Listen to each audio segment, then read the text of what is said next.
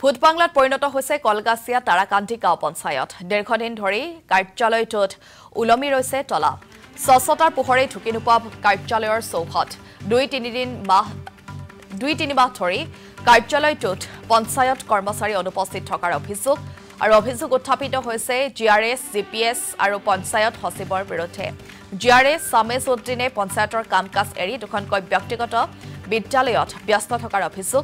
Job কাৰ্ডৰ নামতো বৃহৎ দুৰ্নীতিৰ বিৰুদ্ধে অভিযোগ উত্থাপন হৈছে এইজন জিআৰএছৰ বিৰুদ্ধে। আমি দৃশ্যাংশ দেখুৱাইছো, এনেদৰে দেখিবলৈ পোৱা গৈছে এক প্ৰকাৰ ভূত বাংলাত পৰিণত হৈছে কলগাছিয়া তাৰাকান্দি গাঁও পঞ্চায়ত।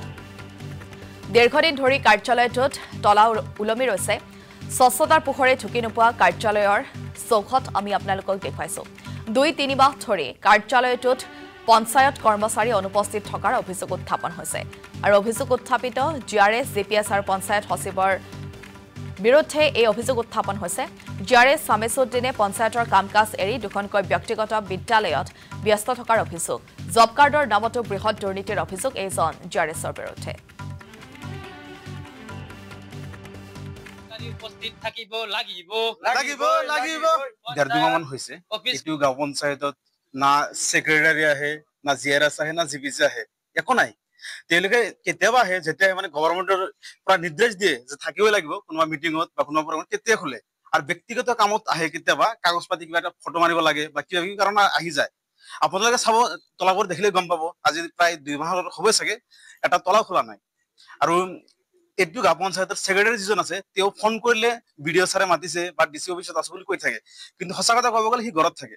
কেতিয়াবা ফোন ৰিচিভ কৰে, যদিও তেওঁৰ ঘনীয়েকে ফোন তোলে বা তেওঁৰ ল'ৰা ছোৱালী কেতিয়াবা ফোন ৰিচিভ কৰে, অলপ পিছত তেওঁ ক'ব যে মই বৰপেটাত আছো, কিন্তু তেওঁৰ ঘৰ আৰু ধুবুৰী মাজত প্ৰায় 200 কিলোমিটাৰ ডিষ্টেঞ্চ। তো 1 ঘণ্টাৰ ভিতৰত কেনেকৈ আহি যায়, যিটো অসম্ভৱ কথা, একদম অসম্ভৱ কথা। আৰু তাৰ উপৰি এটা কথা হ'ল যে এইটো পাছত বহুত ধৰণৰ দুৰ্নীতি আছে। আপোনালোকে গম পাব, এই জিঅ'টেক যে আছে, জিঅ'টেকৰ নামত যিজনে পইচা দিব তাৰ হৈ যাব জিঅ'টেক। দেখিব পাব এইটো গোডাউন বনাইছে, 10 লাখ টকা বাজেট। কি বনাইছে এইটো আপোনালোকে চাওক, চালেই গম পাব। তাৰপিছত এইটো গাঁও পঞ্চায়তৰ যিটো আছে, লেতেৰা হৈ থাকিব, টিক পেলাব, থু পেলাব, মানে একো ডিচিপ্লিন নাই এইটো পঞ্চায়তত। এই যে গাঁও পঞ্চায়তত বহুত টকা আছে, আমি জানো 15 ফাইনেন্সৰ পইচা আছে, এনডেগৰ পইচা আছে। ঘৰখন ভাঙিছে, মেৰামতি কৰিব লাগিছিল, কিন্তু একো কৰা নাই। কি কৰি আছে তেওঁলোকে? আহিব, জাষ্ট চাহ একাপ খাব, গুচি যাব, বাকী একো নাই। আৰু 1.5 মাহ ধৰি তো দেখাই নাই, ছেক্ৰেটাৰীক দেখা নাই, জিআৰএফ দেখা নাই, জিপিচিকো দেখা নাই।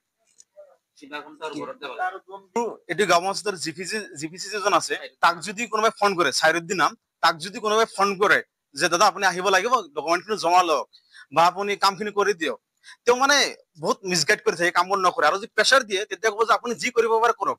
একচুৱেলি তেওঁ কাৰ ওপৰত, কাৰ হাত আছে তেওঁৰ পিছত, তেওঁৰ মূৰৰ ওপৰত? তেওঁ কাৰ বলত এনেকুৱা কথা কয়? আৰু এটা কথা হ'ল 2023-24 আপোনালোকে চাওক, ইয়াত এটা কাম আছিল প্ৰায় 1,29,300 টকাৰ। এই কামখিনি ক'ত কৰিছে দেখুৱাব লাগে, যিহেতু বৰ্ডটো আপোনাৰ বাউণ্ডাৰীটো লগোৱা আছে, কিন্তু কাম। আসাম টক্স, আপোচবিহীন অসম কণ্ঠ।